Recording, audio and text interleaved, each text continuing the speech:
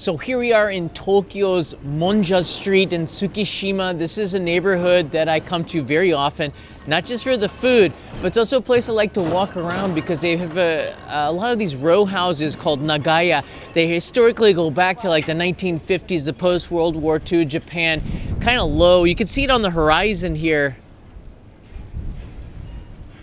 If you look, the Monja Street is here, very retro looking, very vintage, I guess, style from the 1950s. And then you see on the right side as we pan, these tall, high-rise apartment buildings where these smaller historic buildings used to be. This one came up in like the last, I don't know, 7 or 8 months. It's been so fast, the progress, but they still kind of maintain that old style retro look from the 1950s. And one of the reasons I want to do this episode is because these buildings are not going to be here in the next couple of years. All these low rises here are going to be gone. And so I thought it would be a good time to share this Saturday afternoon with you and bring you to Monja Street and the row houses or the Nagaya that are in danger of going extinct, because a lot of them already have. And we're gonna walk down some of them with the signal, I hope, being okay. Some of the mom and pop shops are also still here. You can see that shop right there. They're selling convenience store stuff. Then you have Family Mart, 7-Eleven, Lawson's, and all that stuff. But these kinds of shops, they're family run, and they've been here a lot longer than the convenience stores. 7-Eleven did not come in until 1974, so this shop probably predates them. So we're going to take a look at these row houses. This is where I am in Tokyo right now. You can see Tokyo is right there, Tokyo Bay. There's Chiba and Yokohama straddling the metropolis right here. Now, Tsukishima is an island. You can see in Tokyo Bay, there's these man-made islands. Everything to the left of that main road there is man-made, and to the right is Tsukuda, which is an actual rock that was in Tokyo Bay historically, always been there. And then down here are these old Nagaya row houses, which we're seeing less and less of. In fact, Google Earth doesn't even represent the amount that we've lost over the last couple of years, over the area where the time where tourists could not come in here. And these are like patchwork, like different styles, colors, heights.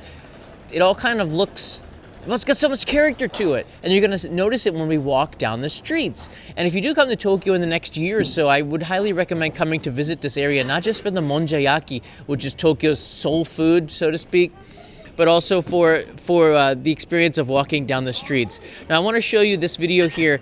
This is on the other side of Tsukuda. A lot of row houses on this side. You can see this brand new apartment building is coming up, but it knocked down a bunch of the row houses that were on the left side. The right side's still okay for, I'm not sure for how long. A lot of the owners are just too old to maintain it or to fight for it. This is also in Tsukuda. You see that tree growing out of the middle of some of these lower houses here, that beautiful tree. Look at the autumn colors right now. And this is one of the secret shrines of Tokyo. I think it's just wonderful to go in here.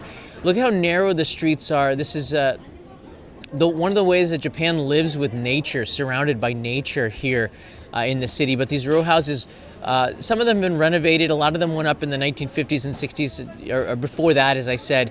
But this temple, I believe it's a temple, is... and the tree is built amongst the buildings. Look at that. That's how important nature is. They decided to maintain this tree and build the temple right there.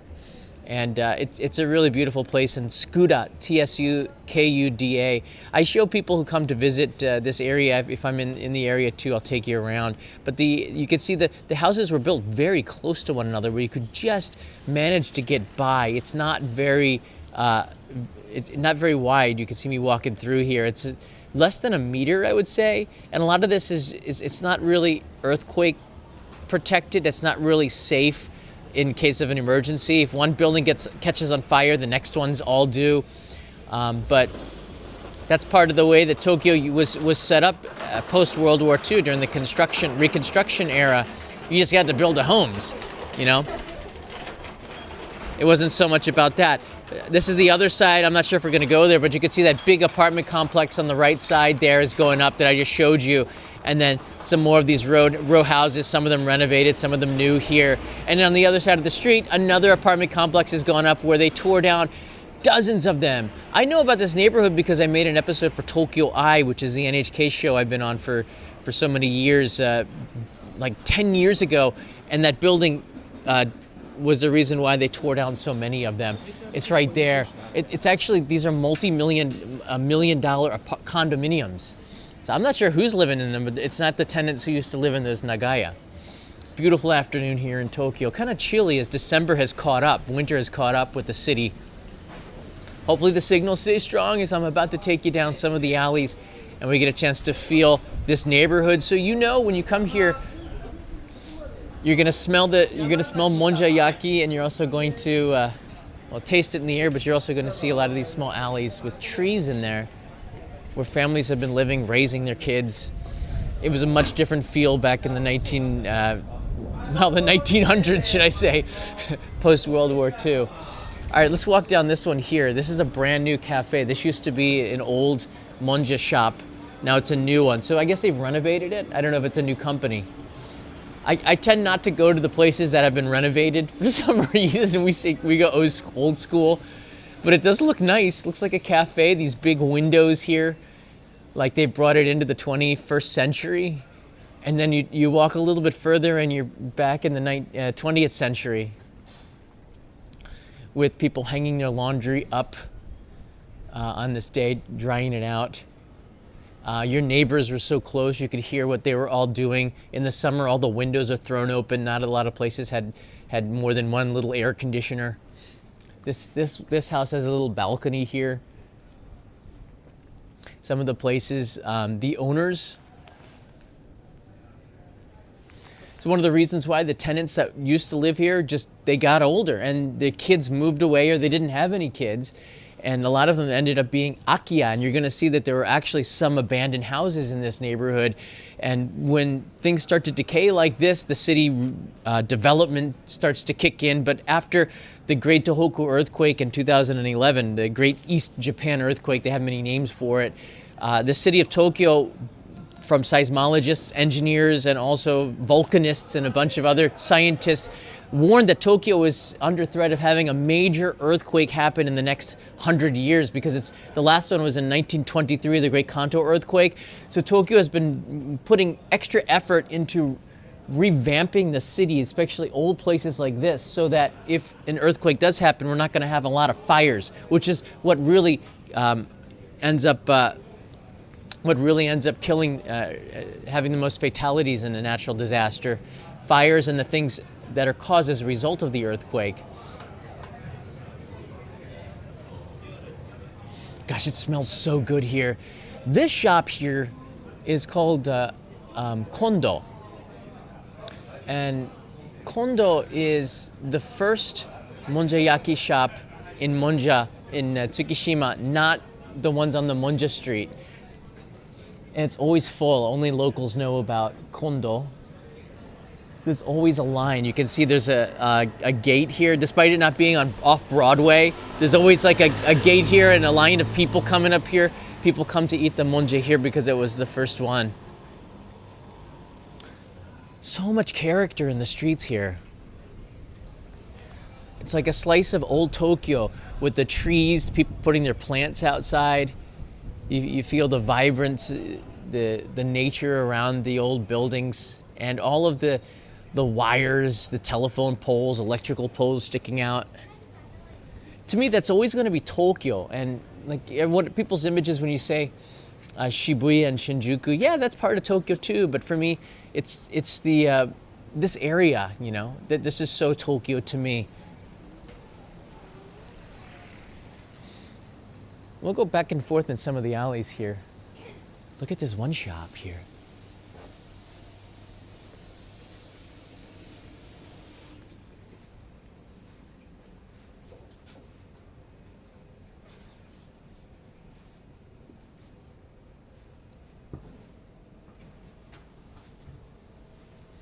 John DC writes in, so clean. John Lopez says, so interesting. yeah, it is really clean because this is where people live. And they want to make sure that they take really good care of it. So the streets are pretty clean. It smells pretty good. It smells like food. But these are all residences, including this unusual post box. And a lot of these places, the residences have sold out, and young entrepreneurs have turned it into something like this. This looks like a cafe more than a residence. But it was probably a former residence that has been renovated into what you see today. And it's a compromise, I guess. A lot of the other residents, they say, well, we don't tear down the building, but if you want to turn it into a business, maybe this is a way to preserve what we have. So much character in the designs. They probably put these up so quickly.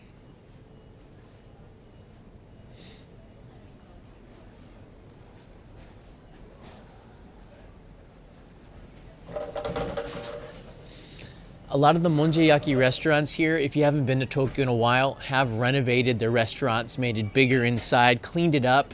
They were quite old, this street was. And this is starting to attract. The younger people were turned off by the fact that this area was so old. And recognizing that, they started to renovate. Some of the places haven't changed yet. Probably the same grills that they've been using for decades. Looks like Brad Pitt was at this restaurant. A lot of celebrities have been to Monyoshi. Here's a vending machine. So you're starting to see the changing times as well. This Monja vending machine, you can get it out and cook it at home. So you get the flavor that you want. This one is buta kimchi Monja, pork kimchi, which is really good. The most famous one, the best one, is the mentaiko, which is the spicy fish roe, mentaiko mochi, or mentaiko mochi cheese. And you can add toppings on there if you like. It's so good. You don't have to cook it yourself. The staff will come and do it for you if you don't want to do it or if it's your first time. But after you've observed it a few times, you can get really good at it. I've been to Monyoshi many times. They really did. I thought this was Monyoshi as well, but they've done a good job of renovating the place. Let's walk down this street here and we'll kind of work our way around. Monyoshi, whenever a celebrity comes and visits, they put a picture and they fill out a little placard with their signature and a little, maybe a phrase and the date. It's kind of neat to see that. But Monyoshi's had a lot of famous people come through here. You can see their pictures are on the wall because Japanese are influenced by saying, oh wow, this famous person came here to eat. That means it must be really good. And that sort of is the case. Monyoshi is a pretty famous place. Boy, these photos look ancient. They're probably just a couple of years old.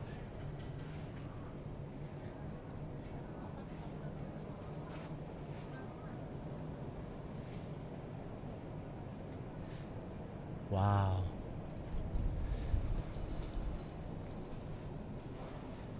Wow, so much character. The bicycles parked on the left side, the air conditioners on the right. That glass, these glass that I don't even know if they make it anymore, from so many years ago. When the wind hits it, it kind of rattles. Do you know that sound? The wood and the glass rattle a little bit. You get that old world Tokyo vibe, like you're going into a Ghibli movie.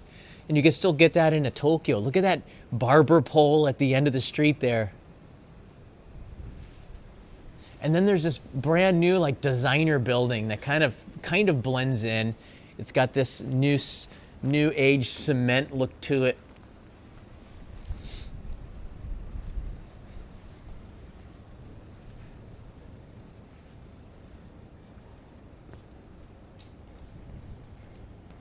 Now that is an old school barber. Barber Nakai. Probably does a really good job. I've been in the same barber for the last 16 years now, so.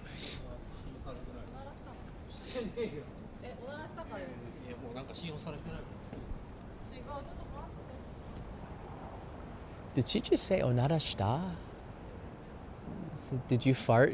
She asked her boyfriend. I'm kind of smiling. It's like,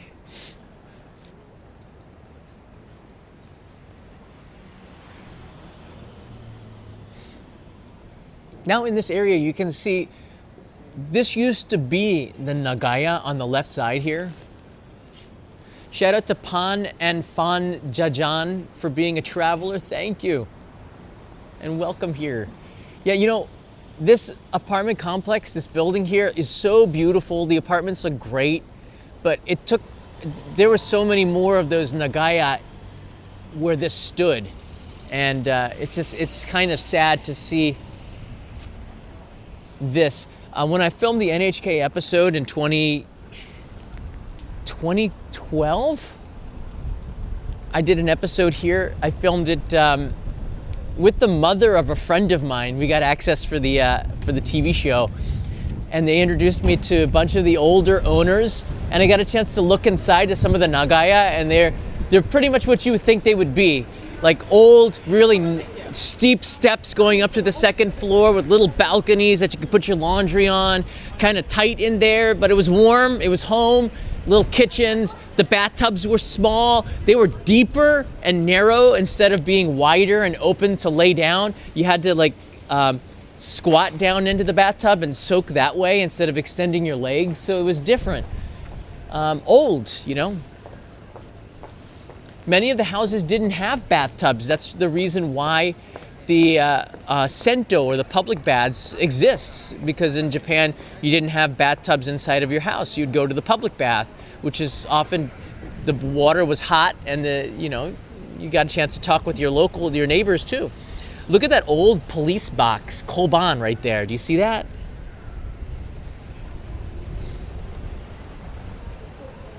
Police have been manning this police box definitely since the 1950s. It looks like something slapped together. The wind has really picked up here. Woo! I'll take you down an alley on this side now, because on the other side you can see it just has changed for a very long time. Oh yeah, I can smell it. I smell the melonpan. We're getting close to the melonpan shop. But on this side, underneath over the curtain, you can see that brand new apartment complex here. That's where a lot of those old Nagaya were. And I think that the ones on the other side that we just walked through probably not going to be there for that much longer. Who knows? Oshio is quite a famous monjayaki shop as well. Here's the melonpan shop and the whale meat vending machine corner. I did an episode on that when they came out. I'm surprised that they're still here, to be honest with you. This melonpan shop, if you get monjayaki, definitely come and stop for melonpan. They make it fresh. It comes out of the oven. It's like still hot when you get it, and that's the best way to eat melonpan. I can take you to go see it. Hey, look, there's Santa Claus.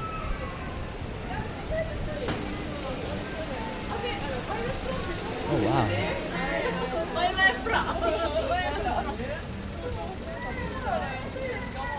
Oh, sugoi.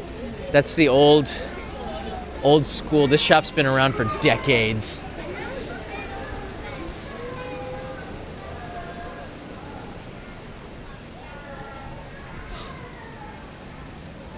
Well, they didn't have a lot of, it pretty much was slapped together. They didn't have a lot of options. Is Santa Claus delivering a pizza?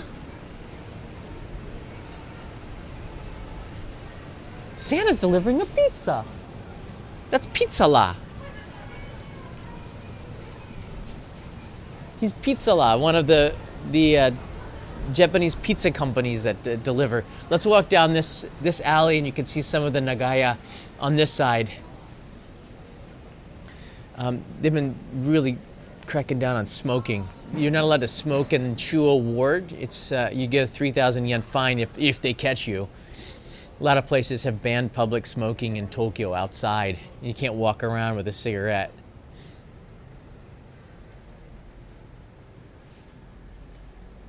What do you guys think?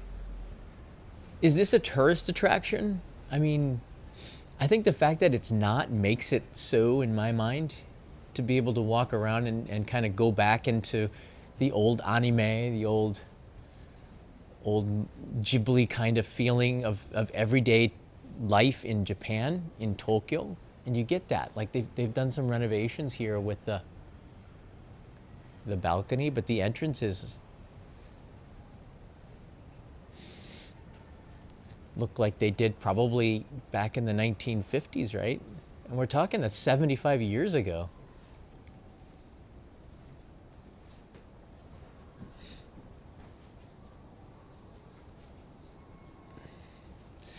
Jody, I don't think a lot of tourists are going to come out here anyways. Let's be honest, most of them are attracted to the glitz.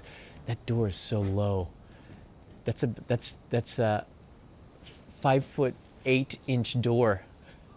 I don't think that a lot of tourists are going to come here anyway. The only tourists who really come out here, you got expats that live in Tokyo that want monjayaki, which is, you know, it's a great place, especially if you're on a date or you got a family. We go out and eat monjayaki every now and then.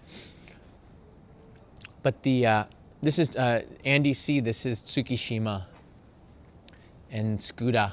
Some of the images I showed you. Look at this old restaurant. It's not even open. It's so old it's closed. What? And they're selling katsu. Wow. It's so interesting. Here's a lot that's open, so again, you can buy property here, but stuff like that big apartment complex taking over these alleys. Here's another one. We can walk up to it back to Monja Street. Underneath here is the where the water would go and flow out, so the houses don't flood. But I just don't think that these houses are going to be here for that much longer. It just seems like we're at the end of it, where the city's like, yeah, we're going to have to get rid of this stuff, move on. And they already are doing it. Change is hard, but it's necessary, you know. But where do the locals go? How much are they paying out? That'd make a pretty good episode. I'd like to meet some of the people here. Look at this one. Look at that. That's so cool. Do you see it? They've bridged the two houses. Imagine you lived only like 2 meters away from the house across the way, and you bought the house across and you said, you know what? It's cold. I don't want to go down the steps. I'm just going to build a bridge from one house to the other. That's hilarious. I can't believe I didn't notice this before. Or is it two businesses maybe? Or two restaurants? I don't know, but the fact that bridge exists, and there's like a little yakitori place here. The fact that this bridge exists above is so cool. Like if I ever built a home and I had some disposable income, you know, like that, I probably would do something crazy like this. Cool, but is that legal? I don't know. I guess so. You could build a bridge across to your other house.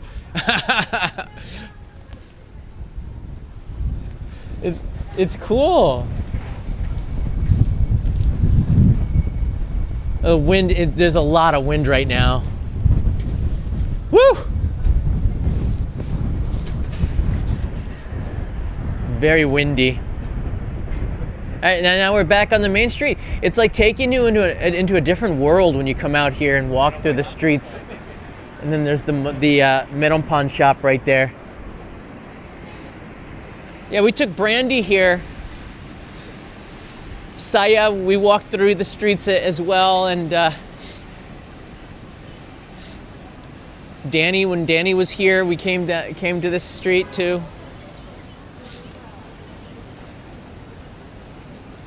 I'm not sure how it works in an earthquake, and I don't really want to find out.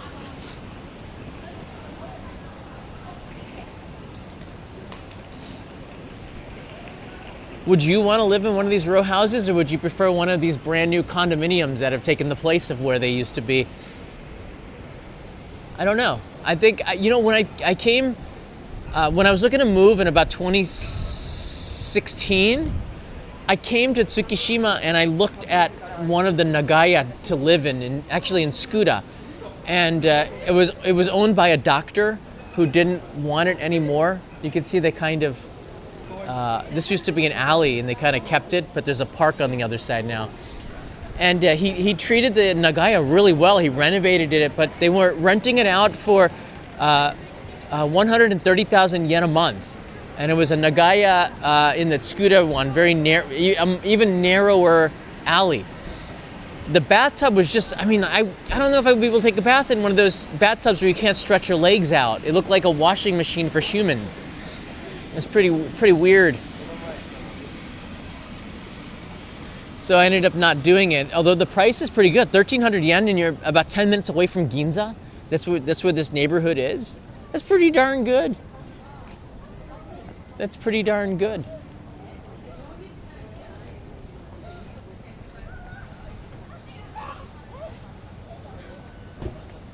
Now it's super expensive.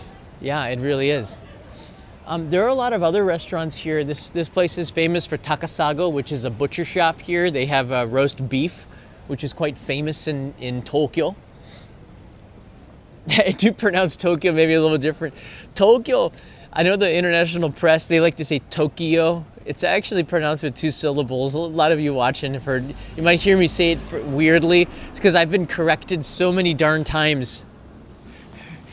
I sometimes go on TV shows, in Japanese TV shows, and when I say Tokyo, I say it in the American way when I'm speaking Japanese, and then the host once corrected me, so I got a little bit like, it was somewhat traumatic, like, oh really? It's not Tokyo, it's Tokyo. John-san, Tokyo desu. It's Tokyo, not Tokyo じゃなくて Tokyo. 言ってください. Tokyo. Tokyo. Okay. It's no, Jari. To and KYO is 1 syllable. Tokyo. See, I have to say it right now. I had no choice. Like, they're building something here. Another house is going up. That means, again, a lot of these old places just going the way of the dodo bird. This tonkatsu place was also recommended here. Some pretty thick cuts of pork for the breaded pork cutlet. So that's about it. I think there's a couple of other places to show you, but I think that the biggest tourist attraction sometimes, like the most interesting places, are the places that aren't tourist attractions, places that you just sort of discover by walking around. And I'm really happy that I discovered this neighborhood and get a chance to show that to you today. If you have any questions, you can leave in the comments below. I'd like to hear from you. What do you think of this neighborhood? Most of the people that visit here are French. I think it's listed in French guidebooks. You don't, oh, look at this one. All right, we'll walk down one more. Most of the people who visit, this is outside of a elementary school. Or is it, no, actually, it's a kindergarten. Most of these places are not listed in the guidebooks, but the French seem to have it, because whenever I'm here walking around, I always meet French tourists with a guidebook in their hand. I'm like, okay, this must be listed somewhere. Look at that, it's like we're going into the jungle before we get back to the main street. Romer, thanks for becoming a traveler. And welcome. You've unlocked some pretty wicked emojis to add to your chatting repertoire.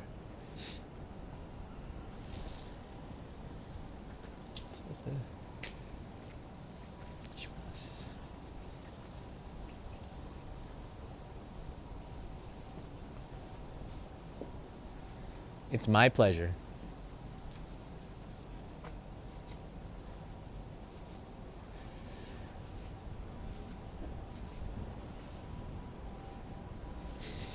The great thing about exploring the streets here is that when you're done, you can go get lunch at the monjayaki shop of your choice. Kondo is it was the first place with monjayaki and maybe the most famous. Monyoshi is also quite famous. Oshio is advertised quite heavily on the subways. And then you have places like this chocolate place came in. Like after you eat the monjayaki, you can get like these chocolate confections.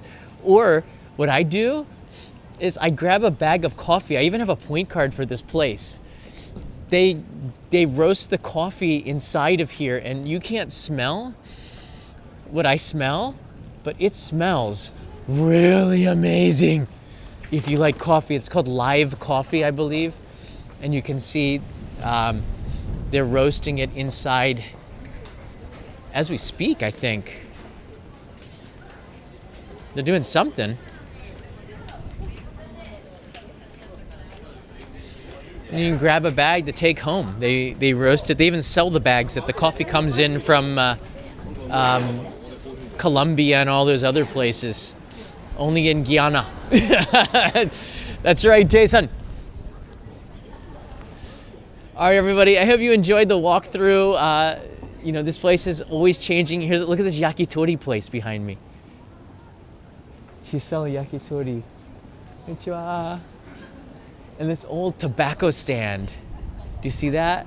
It says tobacco on here. Furuya-san, she's also doing property. She has multiple businesses in there. She's selling tobacco, flowers, and she's also a real estate agent. These kinds of shops, they don't really exist that much. It's also a very popular spot for photographers. And you'll see a lot of photographers taking pictures of those alleys. Even for the people who live here in Japan, it's also quite a popular place.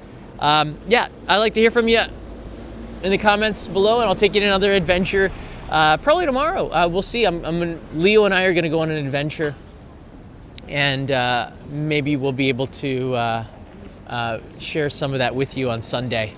It's Saturday right now in Tokyo. Does anybody know what that is? 3, 2, 1. Dharma. That shop is called Dharma. All right, there you go. Stay warm. Rainer, hey! Rainer and Mom, thank you. Now you know exactly where we are. If you do come to Tsukishima, make sure you go to exit 6, I believe, 6 or 7, and that'll take you out to the Monja Street. The station is kind of wide, gets around. Rainer, let me know when you come this spring, buddy. It'd be great to meet you and your mom if she's coming. And Jared's here too. Jared! We'll be back in Japan in March. Awesome! We gotta have a huge meetup then, because it seems like so many people are coming here. You're the reason why I want to go back to Yokohama to get some of those macadamia nuts and visit the hotel.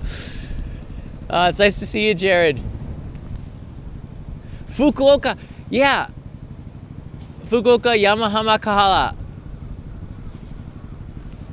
All right, guys, take care. I'll see you in another episode real soon. Stay warm. It is freezing out here. That weather's really starting to chill me down a little bit, but mata ne.